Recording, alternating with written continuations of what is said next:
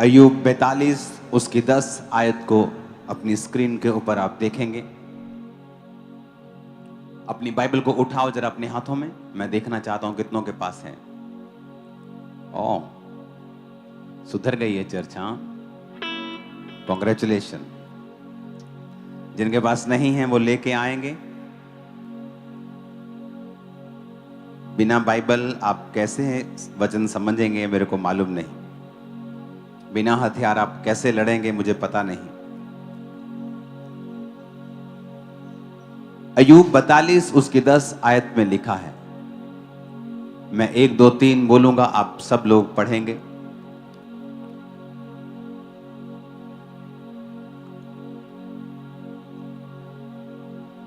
एक दो तीन सब पढ़ेंगे।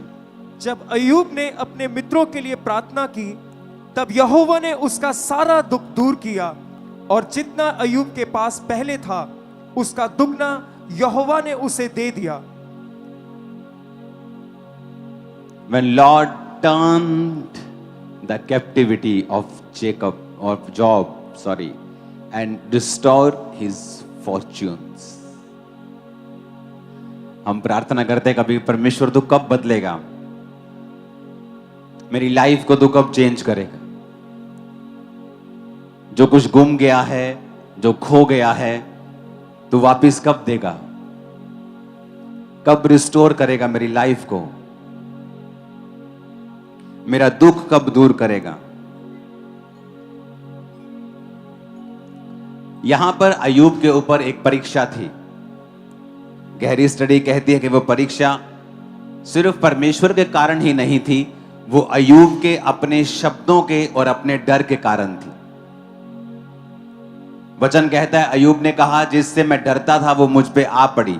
तो इसका मतलब है किसी भी चीज से हमें डरना नहीं चाहिए। हमारी लाइफ का कोई भी बुरा सपना नहीं होना चाहिए कि जो हमें लगे कि ये वाला मेरे चीज साथ नहीं होना चाहिए। किसी चीज से हमें डरना नहीं चाहिए।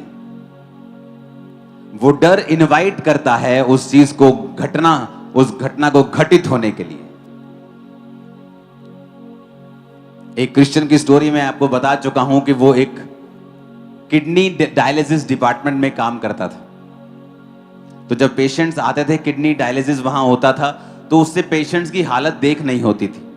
तो वो अपने मन ही मन में कहता था कि यार कुछ भी हो जाए, मुझको कभी ये वाला रोग ना हो, मुझे कभी ये वाला रोग ना हो।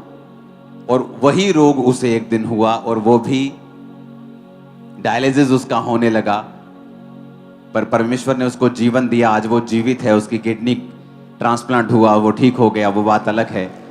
लेकिन आप देखो, जब आप किसी चीज से डरते हो तो शैतान वही चीज को आपके जीवन में घटाने की कोशिश करता है। तो आज हम उस विषय पे नहीं जाएंगे, लेकिन आपको यह मालूम हो कि अय्यूब की परीक्षा सिर्फ परमेश्वर के ऊपर निर्भर नहीं थी।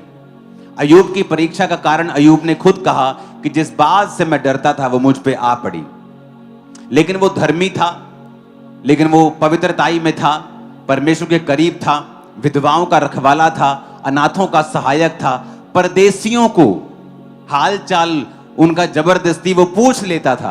इसलिए परमेश्वर ने उसे सबसे ऊंचा किया था। लिखा पूर्वी देशों में वो सबसे बड़ा था।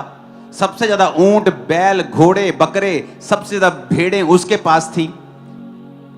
सबसे ज्यादा पवित्रताई में भी वही था। और बाइबल कहती है कि धन परमेश्वर की आशीष से मिलता है और वो उसके साथ दुख नहीं मिलाता।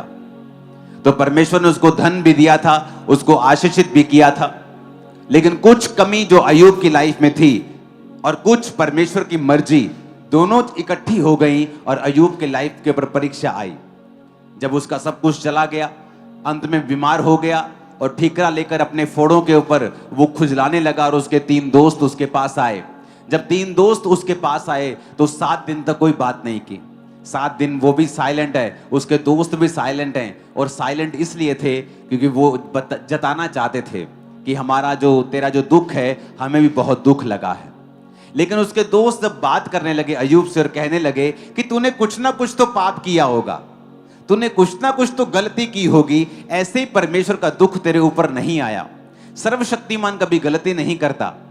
ऐसा इतना बड़ा भयानक दुख तेरे पे आया है, तूने पक्का घमंड किया होगा, तूने पक्का कोई मुश्किल की होगी, तूने पक्का कोई गलत काम किया होगा, क्योंकि सर्वशक्तिमान तो न्याय करने वाला परमेश्वर है, वो अन्यायी नहीं है।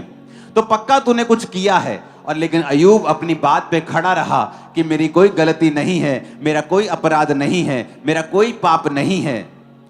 और वो लगातार अपने आप को कोसता रहा और लगातार अपने जन्मदिन को कोसता रहा और अपने मृत्यु की आस लगाता रहा और अपने दोस्तों को बोलता रहा और अपने आप को डिफेंड करता रहा। एंड में परमेश्वर आते हैं और दोनों के बीच में बीच बचाव करते हैं और परमेश्वर कहते हैं, क्योंकि एक चौथा व्यक्ति भी आता है जो उन चारों को गलत ठहराता है, उसके बाद परमेश्वर की एंट्री होती है और परमेश्वर कहते हैं तेरे 3 दोस्त भी गलत हैं, क्योंकि इन 3 दोस्तों ने तुझे परखने में गलती की है। तेरी लाइफ में कोई ऐसा भयानक पाप नहीं था कि तेरी जिंदगी में इतनी बड़ी मुसीबत आई। अब तेरे दोस्त जो हैं इन्होंने तुझे गलत जज किया है, लेकिन तूने भी मुझे गलत जज किया है अय्यूब, तूने भी मुझे गलत जज किया है। तूने भी समझा नहीं कि ये परीक्षा तेरे ऊपर क्यों आई है और तू अपने जन्मदिन को धिक्कार रहा है और मुझे कोस रहा है। तो परमेश्वर ने उन तीनों को भी गलत ठहराया, परमेश्वर ने अय्यूब को भी गलत ठहराया। जब ये सारा कुछ हो गया, ये घटनाक्रम सब कुछ हो गए, बीत गए, तो परमेश्वर ने अय्यूब से कहा कि अपने मित्रों के लिए प्रार्थना कर। जब तू अपने मित्रों के लिए प्रार्थना करेगा तो मैं जो तेरा है तुझे लौटा दूंगा। सब बोलो हालेलुया। अब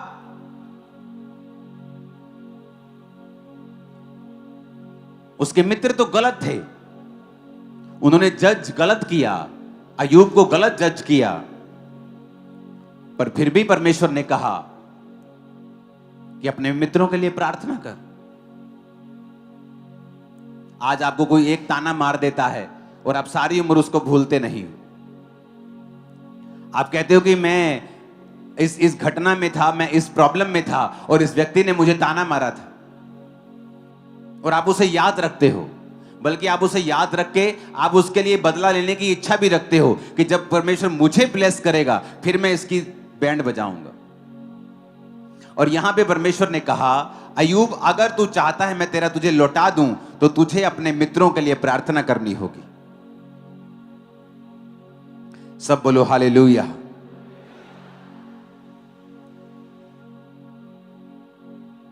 तुझे अपने मित्रों के लिए प्रार्थना करनी होगी।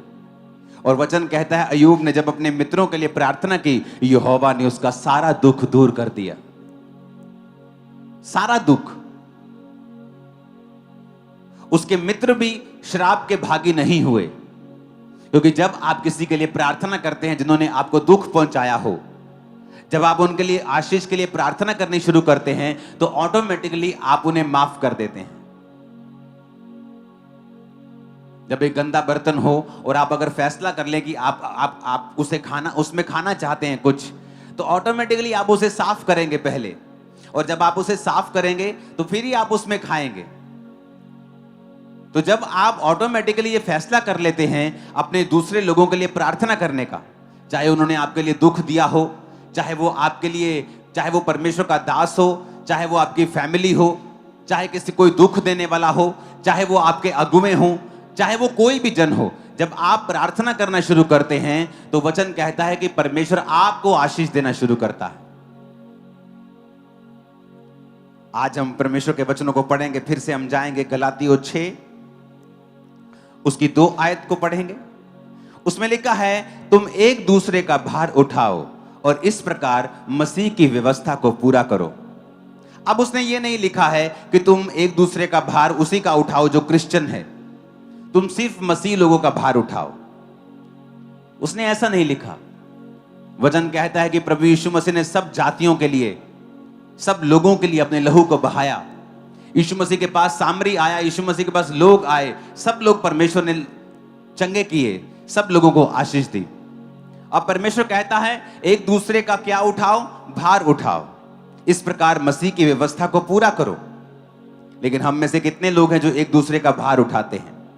आज जो कलीसिया है मोस्टली वो सेंटर्ड है, उसका जो प्रार्थना का सेंटर है वो खुद है। वो आज सीखने आई है कि मैं अपनी लाइफ में और बरकत कैसे पाऊं। आज वो इसलिए चर्च में बैठा है कि उसे वीजा नहीं मिल रहा और वो चाहता है उसके बंधन टूट जाएं, और उसे पता है कि जीसस उसके बंधन तोड़ सकते हैं, और इसलिए आज वो चर्च अटेंड कर रहा है कि उसके बंधन टूट जाएं। आज कोई दुष्ट आत्मा का ग्रसित है, वो चर्च में बैठा है कि उसे पता है कि यहाँ पर दुष्ट आत्माओं से बंधन से आजादी मिलती है, तो वो यहाँ बैठा है। इसलिए हम सब लोग सेल्फ सेंटर्ड हैं। हमारा जो मकसद है यहाँ आने का, प्रार्थना करने का, वो खुद हम ही हैं। और इस वजह से कई बार परमेश्वर हमें हील नहीं करता और रिस्टोर नहीं करता, क्योंकि हम परमेश्वर की व्यवस्था को पूरा नहीं करते हैं, क्योंकि हम परमेश्वर के वचन को जानते नहीं हैं, किसी ने हमें सिखाया नहीं है। और इसलिए वचन ये कहता है कि तुम एक दूसरे का भार उठाओ, जिससे कि मसीह की व्यवस्था को पूरा करो। इसलिए परमेश्वर ने कहा था अय्यूब को कि अय्यूब अपने दोस्तों के लिए प्रार्थना कर। जब तू अपने दोस्तों के लिए प्रार्थना करेगा तो रॉन्ग जजमेंट की वजह से जो उनकी लाइफ पे कर्स है, मैं वो खत्म कर दूंगा और मैं तुझे भी आशीषित करूंगा। आज जब हम दुनिया में देखते हैं, फॉरेन कंट्रीज में आज जो इंडियंस सफर कर रहे हैं, एक पंजाबी ने अगर किसी चीज को एक्सीडेंट कर दिया, कोई गलत काम कर दिया, तो उसकी वजह से पूरी कम्युनिटी को वो बोलते हैं और वहां पे रैलियां हो रही हैं कि इनको बाहर निकालो, इंडियंस को बाहर निकालो, जबकि हर एक इंडियन का कसूर नहीं है। कोई बीच पे जाके गलत काम कर रहा है और सब इंडियंस को समझ रहे कि सारे इंडियंस ऐसे हैं। कोई प्रवासी पंजाब में कोई गलत काम कर रहा है तो सारे प्रवासियों को निकालने की जरूरत नहीं है, क्योंकि सारे गलत नहीं हैं।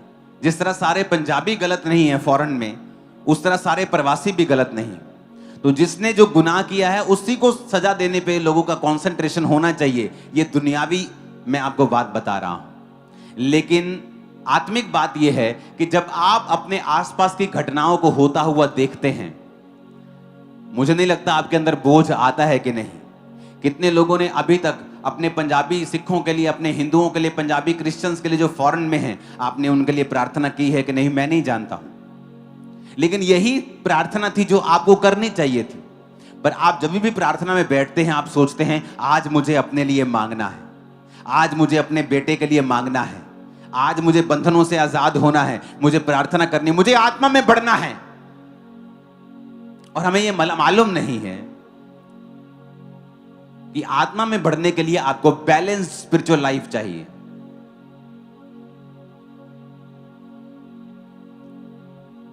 जब आप शरीर में देखते हैं कि आपके लिए कुछ खाना कोई अच्छा है, आपके लिए एग्स अच्छे हैं, तो आप सारा दिन एग्स पे नहीं निकाल सकते। पनीर अच्छा है, सारा दिन पनीर नहीं खा सकते। आपको बैलेंस खाना पड़ता है आपकी बॉडी को हेल्थी रखने के लिए। वैसे स्पिरिचुअल लाइफ है, आपको आत्मा में बढ़ना है, तो इसका मतलब यह नहीं कि आप अपने लिए ही प्रार्थना करते रहोगे 24 घंटे तो आप आत्मा में बढ़ जाओगे। आप ऐसे नहीं बढ़ोगे। वचन कहता है एक दूसरे का भार उठाओ। तो कितने लोगों ने आप में से प्रार्थना की अपने पंजाबी भाइयों के लिए, अपने इंडियंस के लिए? पिछले 6 महीनों में जितनी इंडियंस के खिलाफ वीडियोस बनी है, जितनी वैल्यू डाउन हुई है, रीजन क्या? किसी ने गलती की, सफाई नहीं रखी, सिविक सेंस नहीं रखी, तो वो सारा खामियाजा इंडियंस को भुगतना पड़ा। और भी कई कारण हैं जिन्हें मैं बोलना नहीं चाहता हूं, लेकिन आपने उनके लिए प्रार्थना की कि नहीं की? आपने प्रार्थना की प्रवासियों के लिए जो पंजाब में आज जिनको डर लग रहा है क्योंकि किसी ने गलती की, सभी को सजा मिलनी चाहिए क्या? तो एक पंजाबी ने गलती की, सब पंजाबी को सजा मिलनी चाहिए क्या? नहीं, हमें प्रार्थना करनी होगी उन लोगों के लिए। 2016 से 14 से 15 से मैं आपको एक बात बता रहा था कि इतना माहौल खराब होगा, आप देखते रह जाओगे। अंधेरा आएगा, अंधेरे वाले दिन आएंगे। लोग पूछते इससे ज्यादा बुरा क्या हो सकता है? कोविड के टाइम मैंने कहा और अंधेरा होगा। अब लोग बोलते हैं इससे बुरा क्या हो सकता है? मैं आपको फिर कह रहा हूं, अभी और अंधेरा होगा। आप देखोगे फॉरेन के कंट्रीज के ऊपर शरेआम लोगों को मारते हुए, अच्छे लोगों को मारते हुए, क्योंकि वो उनकी कास्ट के नहीं है, क्योंकि वो उनके रंग के नहीं है, क्योंकि वो उनके देश के नहीं है। किल करते हुए आप देखोगे। कौम कौम के ऊपर चढ़ाई करेगी, राज्य राज्य के ऊपर चढ़ाई करेगा, यह वचन में लिखा हुआ है। और अब क्या होगा मैं आपको बता रहा हूं। अगर आप देखेंगे इस साल के शुरू होने से पहले परमेश्वर ने मुझे सपना दिया था कि एम्बेरसमेंट का सामना कर रहे हैं इंडियंस, और तब कोई प्रॉब्लम नहीं हुई थी, तब तक सब सही चल रहा था। अगर आप देखेंगे उस प्रोफेसी को 31 नाइट की, आपको मालूम हो जाएगा कि परमेश्वर ने पहले से बता दिया था कि क्या होने वाला है। तारीफ करो खुदाबंद, वो बात कर रहा है हमसे। आमीन। तो हमें क्या, एक दूसरे के लिए हमने प्रार्थना की क्या, कि जब हम प्रार्थना करने के लिए बैठे, सुबह आप 1 घंटा अपने लिए पर्सनल प्रार्थना करो, अपने लिए मांगो, अपने बच्चों के लिए मांगो, अपनी स्पिरिचुअल लाइफ के लिए मांगो। फिर दिन का एक समय ऐसा रखना चाहिए जहां पर आपको दूसरों के लिए प्रार्थना करनी। वो आपको जानते हो जरूरी नहीं है, वो हमारे पंजाबी हो सकते हैं फॉरेन में, वो हमारे इंडियंस हो सकते हैं फॉरेन में, वो हमारे क्रिश्चियन भाई हो सकते हैं छत्तीसगढ़ में, राजस्थान में, मध्य प्रदेश में, जो परसिक्यूशन का सामना कर रहे हैं। परमेश्वर का दास है जो आपके लिए वचन दे रहा है और लीड कर रहा है, और हर एक तरह की जो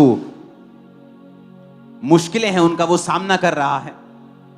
आपकी चर्च की टीम, आने वाले मीटिंग्स, क्रूसेड्स, सभाएं, सुसमाचार का काम हो, कितने विषय हैं आप लोगों के लिए प्रार्थना करने के लिए।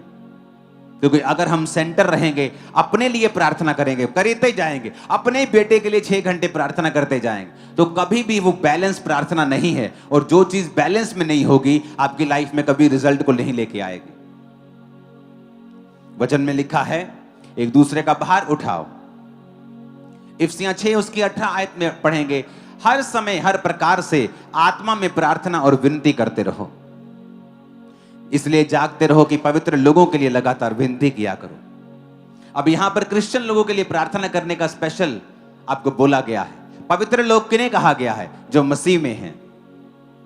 कि जब तुम प्रार्थना करने के लिए बैठते हो तो प्रार्थना और विनती करो, और पवित्र लोगों के लिए प्रार्थना करो। पहला तीमुथियुस 2 उसकी 1 आयत में लिखा है, मैं सबसे पहले आग्रह करता हूं कि विनती, प्रार्थना और निवेदन और धन्यवाद सब मनुष्यों के लिए किए जाएं। सब मनुष्यों के लिए। आपकी लाइफ में क्या हो रहा है, आपके मोहल्ले में क्या हो रहा है, आपके स्टेट में क्या हो रहा है। लोग बोलते थे इनको प्रार्थना करनी चाहिए, ये प्रार्थना करके बारिश को रोक नहीं सकते। जिस दिन वीरवार को चर्च में प्रार्थना के लिए बारिश हुई थी, प्रार्थना हुई थी, तब से बारिश नहीं हुई है। और जब मैंने ये पढ़ा कि वहां पे आ रहा था कि सितंबर विल बी द वेटिएस्ट मंथ, कि सितंबर सबसे गीला महीना होने वाला है। मैंने कहा परमेश्वर, सितंबर से पहले ही लोगों को तूने इतना गीला कर दिया, और गीला होगा तो मुश्किल हो जाएगा। तो मैंने कहा चलो अब टाइम आ चुका है, पूरी चर्च को बुलाया जाए और हम प्रार्थना में जाएं। और थर्सडे आपने फास्टिंग की, प्रेयर की, परमेश्वर ने सुना, सूखा कर दिया महीना गीले के बजाय। यहां पर लिखा है सब मनुष्यों के लिए। फिर आगे लिखा है राजाओं और ऊंचे पद वालों के निमित्त, इसलिए कि हम विश्राम और चैन के साथ सारी भक्ति और गंभीरता से जीवन बिता सकें। अब यहां पर लिखा गया है पॉलिटिशियंस के लिए प्रार्थना करो। आप में से कितने लोग हैं जिन्होंने अपने एरिया के एमपी के लिए कभी प्रार्थना की है? आपके एरिया का एमएलए कौन है, आपने कभी प्रार्थना की है? आप हमेशा नुकसान ये हो गया मेरा, आप कमियां निकालते हम लोग, हाँ, लेकिन हम कभी प्रार्थना नहीं करते कि परमेश्वर हमारे एरिया के एमपी पर अपना अधिकार कर, वो हमारे एरिया की बेहतरी के लिए कार्य करे, उसको बोझ दे, उसका दिल और दिमाग बोझ से भर जाए, वफादारी वाला जीवन दे, करप्शन लेस लाइफ तो उनको दे। अपने प्रधानमंत्री के लिए, अपने मुख्यमंत्री के लिए, मंत्रियों के लिए कितने लोग हैं जो रोज प्रार्थना करते हैं? वचन कहता है कि रोज प्रार्थना करनी है राजाओं के लिए और ऊंचे पद वालों के लिए। हालेलुया। आज जब हमारी लाइफ सेल्फ सेंटर्ड है, सिर्फ अपने लिए हम प्रार्थना करते हैं, अपने ही बच्चों के लिए, अपने बिजनेस के लिए, अपनी स्पिरिचुअल लाइफ के लिए, तो वो एक सेल्फिशनेस का एक रूप धारण कर लेती है। और जब हम सेल्फिश होकर प्रार्थना करते हैं तो परमेश्वर हमें चंगा नहीं करता। फिर से पढ़ेंगे अय्यूब की आयत को। अय्यूब ने अपने मित्रों के लिए प्रार्थना की। अय्यूब 42 उसकी 10, मैं 3 गिनूंगा, आप हम इकट्ठे पढ़ेंगे, आपको समझ आएगा। 1 2 3। जब अय्यूब ने अपने मित्र के लिए प्रार्थना की, तब यहोवा ने उसका सारा दुख दूर किया, और जितना अय्यूब के पास पहले था उसका दुगना यहोवा ने उसे दे तारीफ दिया। करो जोर से।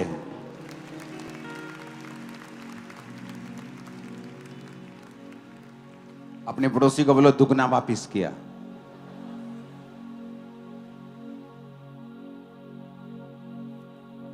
फिर से बोलो अपने पड़ोसी को दुगना वापिस किया।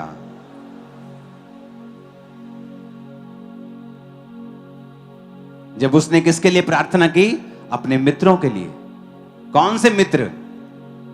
उससे अच्छी बातें करने वाले मित्र नहीं, बोलते थे तू पापी है, तूने पक्का पाप किया है, तूने कोई ना कोई गलती तो जरूर की है। सर्वशक्तिमान गलती नहीं करता। अगर तुझे उसने टांगा है ना, तो उसने कुछ देख के टांगा होगा। अगर तेरी उसने ऐसी तैसी की है ना, तो जरूर तूने कोई ब्लंडर किया है। ऐसे तो उसने नहीं तेरा किया काम।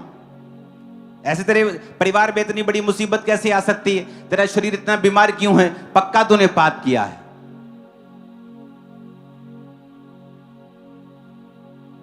और अय्यूब का सीना छलनी कर दिया उनके वर्ड्स ने, ऑफेंड कर दिया अय्यूब को। वो दुखी था कि जिन मित्रों की उसने सहायता की है, उनको ऊंचा लिफ्ट किया है, वो उसको पहचान नहीं सके। लेकिन खुदा ने कहा अय्यूब, अगर तू ऑफेंड हो जाएगा ना, अगर तू नाराज हो जाएगा, तो तेरी प्रार्थना कबूल नहीं होगी। जब आप दूसरों को माफ करते हैं, एक्चुअल में आप अपने आप पर कृपा कर रहे होते हैं, आप अपने पर दया कर रहे होते हैं।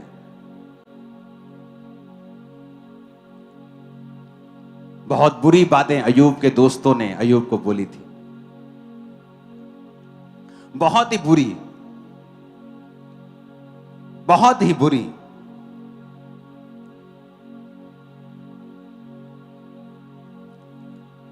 कुछ दोस्तों ने उसको बोला कि तुझ में बुद्धि की कमी है, कि तू परमेश्वर को समझता नहीं है।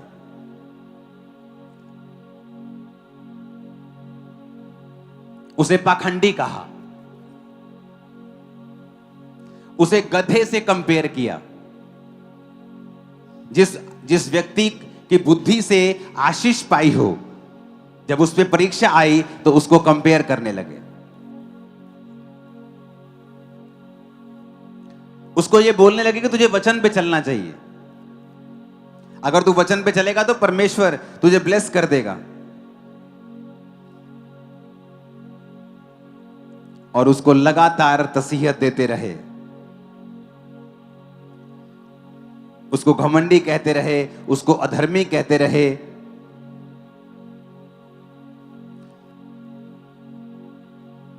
जज करते रहे कि शायद तू लोगों का पैसा रखकर अमीर हुआ है। बहुत कुछ उसको कहा, दुनिया की जो बात बोल सकते थे वो बोली उसे। पर परमेश्वर ने कहा अय्यूब, इनके लिए प्रार्थना कर। और अय्यूब ने जब अपने दोस्तों के लिए प्रार्थना की, परमेश्वर ने अय्यूब का सारा दुख दूर किया और दुगना उसे दिया जो खो लिया था, जो छीन लिया था।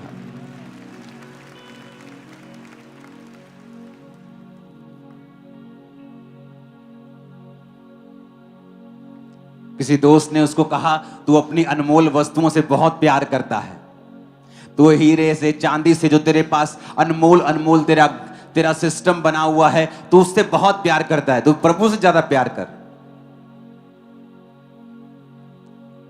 बहुत कुछ उसको कहा कि परमेश्वर के समीप जा, परमेश्वर से मेल मिलाप कर। अय्यूब सुनता रहा, वो सुनता रहा, सुनता रहा, सुनता रहा। उसका दिल, जैसे उसका शरीर छलनी हो गया था, उसका दिल छलनी हो गया। लेकिन परमेश्वर आए बीच में और कहा अय्यूब माफ कर, तेरा दिल छलनी है, इससे तुझे ही नुकसान होगा। प्रार्थना कर अपने दोस्तों के लिए। दोस्तों के लिए प्रार्थना करते करते आप लोग एक दिन चंगे हो जाएंगे और दुख दूर हो जाएंगे और सब कुछ जो छीन गया था वापिस आने वाला है। आप सेलिब्रेशन करेंगे। आमीन। ऊंचे वाला चाहिए चर्च। मैंने कहा आमीन, ऊंचे वाला चाहिए चर्च।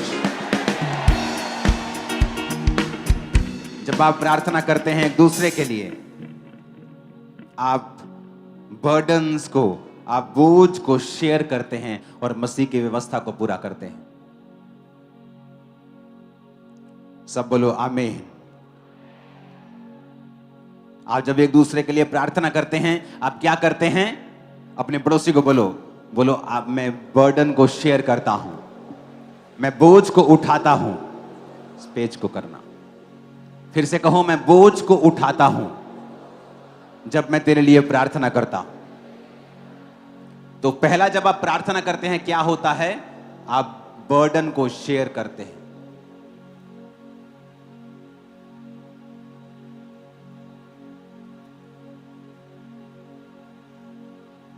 अपने पड़ोसी को बोलो, दूसरे के बोझ को शेयर कर। दूसरा, जब आप प्रार्थना करते हैं, आप अपनी हीलिंग को प्रमोट करते हैं।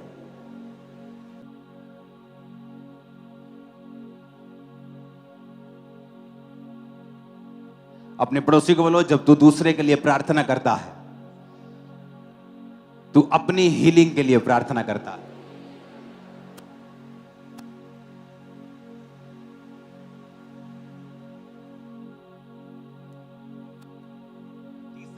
तीसरा है यूनिटी। जब तू एक दूसरे के लिए प्रार्थना करता है, तू एकता में बंधता है। सब बोलो आमीन। ऊंची आवाज में कहो आमीन। चौथा,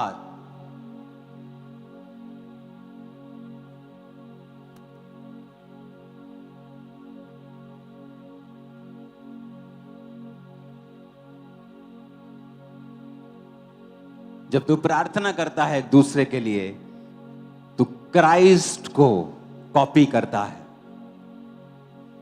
चार चीजें आपके साथ होती हैं जब आप एक दूसरे के लिए प्रार्थना करते हैं। आप उसके बर्डन्स को शेयर करते हैं, जो वचन पूरा होता है। एक दूसरे का भार उठाओ। आप अपनी हीलिंग को लेते हैं। जहां 2 बार बाइबल में जिक्र है हीलिंग का, कि अयूब भी चंगा हुआ, और दूसरा जिक्र है याकूब 5 उसकी 16 आयत में, कि तुम लोग एक दूसरे के सामने अपने अपने पापों को मान लो, एक दूसरे के लिए प्रार्थना करो जिससे चंगे हो जाओ। सब बोलो आमीन। सब कहो आमीन। कि इसने कहा कि एक दूसरे के सामने अपने पापों को मानो, एक दूसरे के सामने प्रार्थना करो, तो तुम क्या हो जाओगे? तुम चंगे हो जाओगे। तो जब आप प्रार्थना करते हैं, आप खुद भी चंगे होते हैं। जब आप प्रार्थना करते हैं, आप यूनिटी में, एकता में रहते हैं। चौथा, जब आप प्रार्थना करते हैं, आप क्राइस्ट को कॉपी करते हैं, और हमें क्राइस्ट को कॉपी करने के लिए ही बुलाया गया है।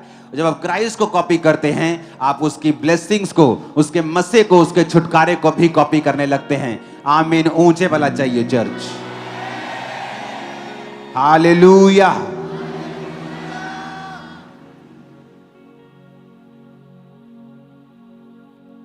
अपने हाथों को उठाओ इन चारों पॉइंट्स के लिए और कहो खुदा से कि परमेश्वर, मैं बर्डन्स को शेयर करूं ताकि मेरी हीलिंग हो, मैं एकता में रहूं और क्राइस्ट को इमिटेट करूं, उसकी कॉपी करूं। ऊंची आवाज में प्रार्थना करेंगे फिर से। अपने पड़ोसी को बोलो, प्रे सिंसियरली।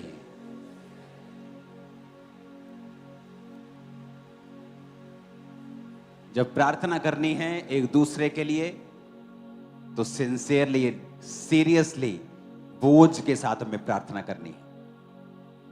दूसरा, अपने पड़ोसी को बोलो फिर से, उसको बोलो, जब प्रार्थना करनी है तो वचन कहता है कि थैंक्स गिविंग के साथ करनी है। अपने पड़ोसी को बोलो फिर से, प्रार्थना करनी है तो धन्यवाद के साथ करनी है।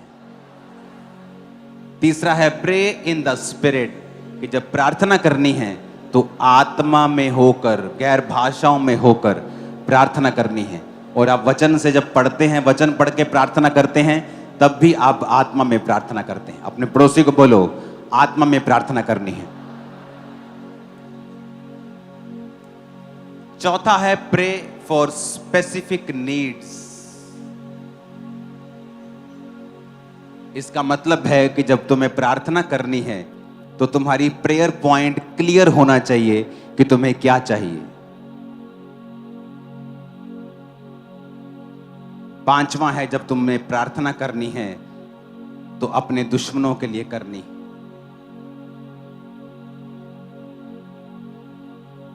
सब पॉइंट्स को नोट करो कि जब प्रार्थना करनी है सिंसियरली करनी है, आत्मा में करनी है, थैंक्स गिविंग के साथ करनी है, स्पेसिफिक यानी जो चाहिए क्लियर परमेश्वर को बताना है, और अपने दुश्मनों के लिए प्रार्थना करनी है। प्रार्थना करने से होता क्या है मैं आपको बता चुका हूं। आप बोझ शेयर करते हैं, आप एकता में रहते हैं, आप हीलिंग को रिसीव करते हैं, आप क्राइस्ट को कॉपी करते हैं। आज के बाद ये कलीसिया सेल्फ सेंटर्ड ना हो, सिर्फ अपनी गंगी ना गाए कि मुझे क्या चाहिए, मुझे कौन सा छुटकारा चाहिए। वो ये देखे कि आपके आसपास क्या हो रहा है, आपके चर्च में क्या हो रहा है, कौन सी मीटिंग्स आने वाली हैं, आपके देश में क्या हो रहा है, आपके दूसरे हिंदू भाइयों को, सिखों को, मुसलमानों को, क्रिश्चियंस को क्या हो रहा है। ये सारी चीजें हमारी प्रार्थना का पॉइंट होना चाहिए। वचन में लिखा है तुम नमक हो, वचन में लिखा है तुम पृथ्वी की ज्योति हो, तुम धरती का नमक हो। तो नमक प्रिजर्व करने के लिए इस्तेमाल होता है, सुरक्षित करने के लिए, खराब ना होने के लिए इस्तेमाल होता है। और मैंने आपको प्रार्थना के फायदे बता दिए हैं कि जब आप एक दूसरे के लिए प्रार्थना करते हैं तो आपकी लाइफ में भी बरकत आती है। परमेश्वर समझता है कि आप एक सिंसियर बिलीवर हैं, आप एक अच्छे विश्वासी हैं, आप एक दूसरे के बोझ को उठा रहे हैं। फिर से पढ़ेंगे गलातिया 6:2, एक दूसरे का भार उठाओ, इस प्रकार मसीह की व्यवस्था को पूरा करो। इफिसियों 6:18, हर समय हर प्रकार से आत्मा में प्रार्थना और विनती करते रहो, इसलिए जागते रहो और पवित्र लोगों के लिए विनती करो। यानी अपने पास्टर्स के लिए, दूसरे विश्वासियों के लिए जो दूसरी स्टेट्स में हैं, अपने अगुवे के लिए कहता तो प्रार्थना कर। पहला तिमुथियुस 2:1 कि प्रार्थना कर सब लोगों के लिए, सब मनुष्यों के लिए। और पहला तिमुथियुस 2:2 राजाओं और ऊंचे पद वालों के लिए, यानी पॉलिटिशियंस के लिए, अपने मोहल्ले के प्रधानों के लिए कहता तो प्रार्थना कर। देखो कितना बड़ा जिम्मेवारी है आप लोगों के ऊपर, कितनी बड़ी जिम्मेवारी है आप लोगों के ऊपर, कितनी बड़ी परमेश्वर आपको जिम्मेवारी दे रहा है कि तुझे प्रार्थना करने की जिम्मेवारी दी गई है। बाद में ये बोलने के लिए कि मेरे फलाने प्रधान ने कुछ नहीं किया, मेरे देश में कुछ नहीं हो रहा, तुम्हें कहता प्रार्थना करनी है ऊंचे पद वालों के लिए, राजाओं के लिए, प्रधानमंत्रियों के लिए, मुख्यमंत्रियों के लिए, एमएलएस के लिए, एमपीस के लिए प्रार्थना करनी है, पवित्र लोगों के लिए प्रार्थना करती हैं, अपने एनिमीज के लिए प्रार्थना करनी है, थैंक्स गिविंग के साथ प्रार्थना करनी है, अपने लिए, अपने परिवार के लिए, अपने बच्चों के लिए, सब चीजों के लिए तुम्हें प्रार्थना करनी है। इसलिए मैंने कहा स्पेसिफिक प्रार्थना करनी है। प्रभु सबको आशीषित कर नहीं, आपको स्पेसिफिक अपने एरिया के एमएलए के लिए, अपने प्रधानमंत्री, स्पेसिफिक प्रार्थना, प्रभु मुझे आशीषित कर, मुझे हीलिंग के वरदान के साथ सच बताना है, स्पेसिफिक क्लियरली प्रभु को कि आपको क्या चाहिए। ऊंची आवाज में कहो हालेलुया। और ये वर्ष हमारे लिए काफी है। अय्यूब 42 उसकी 10 आयत को फिर से पढ़ेंगे, 1 2 3 सब लोग। जब अय्यूब फिर से पढ़ेंगे 1 2 3। जब अय्यूब ने अपने मित्रों के लिए प्रार्थना की, तब यहोवा ने उसका सारा दुख दूर किया, और जितना अय्यूब के पास पहले था उसका दुगना यहोवा ने उसे दे दिया। आमीन। ऊंची आवाज में आमीन बोलो, ऊंचा।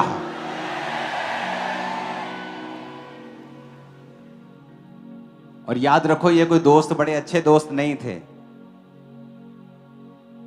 आप कहिए नहीं है तू मोस्ट स्टूपिड फ्रेंड है मेरा, सबसे ज्यादा आदमी अगर मेरी लाइफ में कुछ स्टूपिड मिला ना तो तू है। गुस्सा करता है आदमी कई बार, और ऐसे मोस्ट स्टूपिड फ्रेंड्स के लिए परमेश्वर कहता है अय्यूब प्रार्थना कर, इनकी आशीष को मांग, बरकत को मांग इनके लिए। देखो परमेश्वर ने क्या किया। जब वो अय्यूब प्रार्थना करता अपने उन दोस्तों के लिए जिनके शब्द तीर की तरह चुभ गए थे उसको,